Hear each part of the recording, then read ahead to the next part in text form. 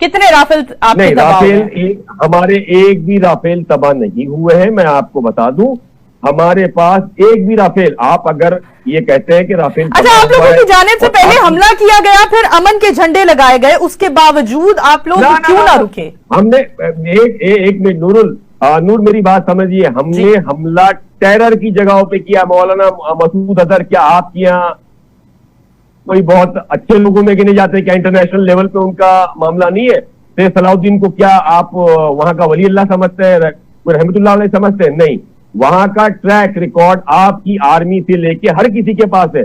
वहां जब लोग मारे गए तो आप मुझे बताइए, वो टेररिस्ट ऑर्गेनाइजेशन चलाने वाले लोग हैं, आपके आर्मी के बड़े बड़े लोग वहां जनाजे में शरीक होते हैं। देखें, और सुबह शाम ये कहा जाता था ये कंट्री भिखारी है, वजीर आजम भिखारी है, और वाकई भिखारी है, और जिसका सालाना डिफेंस का बजट 9 बिलियन है।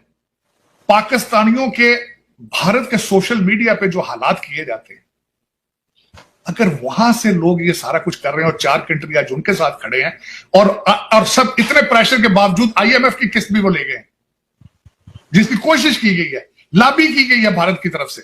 अपना जो रिप्रेजेंटेटिव IMF के अंदर था उसको वापस बुला लिया गया, कोशिश की गई इनको किस्त ना मिले, इसके बावजूद उनको किस्त भी मिल गई। तो फिर ये गलतियां आप अपनी देखें आलिया, मैं ये नहीं कह रहा हूं, अगर आप अपनी डिप्लोमेटिक मिस्टेक्स को या अपनी गलतियों को तस्लीम नहीं करेंगे तो ऑपरेशन किस तरह होगा?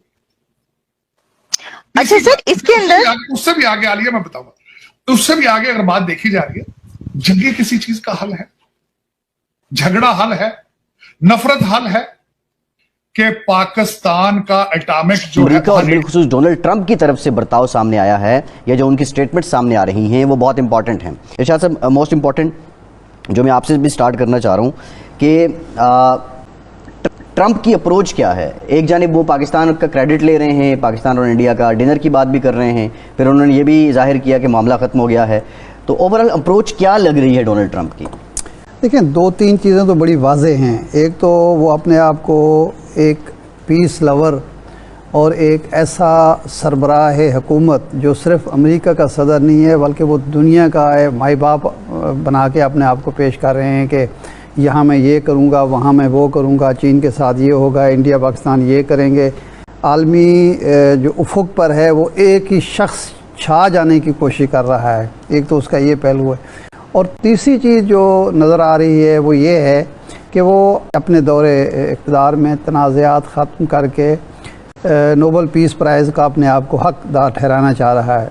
लेकिन इसमें जो इम्पॉर्टेंट चीज़ है, ये जो पाकिस्तान के हवाले से वो रोज़ाना कहते हैं कि मैंने जंग बंद करा दी, लाखों लोग मर जाने थे, उससे बचा लिया। लेकिन आज जो उन्होंने बात की है वो थोड़ी सी हमें सोचना चाहिए, हमारे लिए लम्हा फ़िक्रिया है। उन्होंने कहा कि जी पाकिस्तान और भारत के दरमियान तनाज़ा मैंने ख़त्म करा दिया।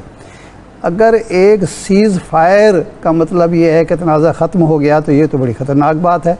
तनाज़ा तो मौजूद है, जो सीज़ फायर हुआ है वो उस तनाज़े को हल करने के लिए एक स्पेस फराहम की गई है। लेकिन अगर ट्रंप साहब इसी पे खुश रहते हैं और इसी पे इक्तफ़ा करते हैं कि जी मैंने सुलह करा दी, अब तुम लोग आराम से बैठ के सिर्फ तिजारत करो, तो हमारे नुक्ते नज़र से तो हमारे लिए घाटे का सौदा है कि हम इस सीज़ फायर तो पहले भी चल रहा था, उसको तोड़ा इंडिया ने और एक अपॉर्चुनिटी पैदा हुई कश्मीर के हवाले से। लेकिन अगर वो अपॉर्चुनिटी हमें नहीं मिलती और हमें फिर भारत के रहम करम पर छोड़ दिया जाता है कि ये आप जाने और भारत जाने, और सिर्फ ये है कि आप जंग की तरफ ना जाएं, बाकी ऐसे ही मामला चलते रहें, तो स्टेटस को तो पाकिस्तान के लिए किसी सूरत में काबिल कबूल नहीं होना चाहिए। तनाज़ा हल नहीं हुआ, तनाज़ा मौजूद है। सीज़ फायर जो है वो किसी वक्त भी टूट सकता है। आज अगर भारत अपनी मजबूरी की वजह से या कमज़ोरी की वजह से सीज़ फायर पर आमादा है तो कल